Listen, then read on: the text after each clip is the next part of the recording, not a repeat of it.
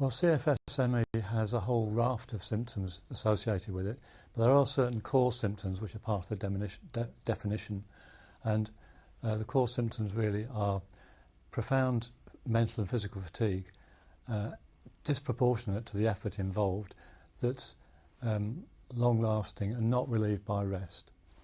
Fatigue is really not an adequate word to describe it. It is profound exhaustion, and I think understandably people with CFS-ME feel that they're a bit short-changed by using that word. The fatigue can be produced by activity that sometimes is a day or even 2 days before the fatigue actually kicks in. So fatigue is a key symptom, but there are a lot of other symptoms which people may or may not share.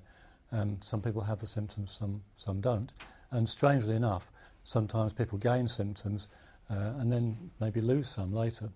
So the sort of symptoms people might have in addition to the fatigue would be memory and concentration difficulties, and that might include brain fog, word finding difficulties, pain in joints and muscles is common, headaches, nausea, sore throats and swollen glands, maybe in the neck or under the arms, dizziness, digestive sorts of problems like irritable bowel type symptoms, balance problems, and there are also one or two rather more weird symptoms like an oversensitivity to light and sound and possibly smell.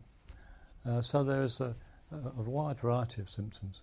People do have a very different constellation of symptoms, and this can cause some real problems in understanding the condition both for themselves and for doctors. And so one day they might feel pretty well, another day they might be in bed or exhausted all the time. There is a huge variability, and that makes it hard for people sometimes to understand the condition or even for doctors to make sense of it.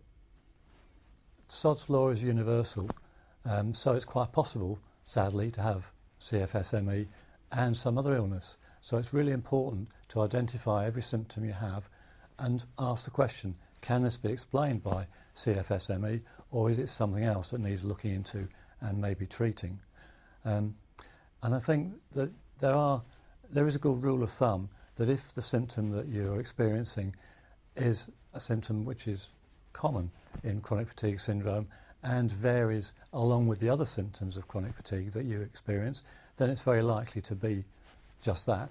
But if it's a different symptom, or it is independent of how you feel from the chronic fatigue point of view, then it's something to be checked out with your doctor and definitely mentioned.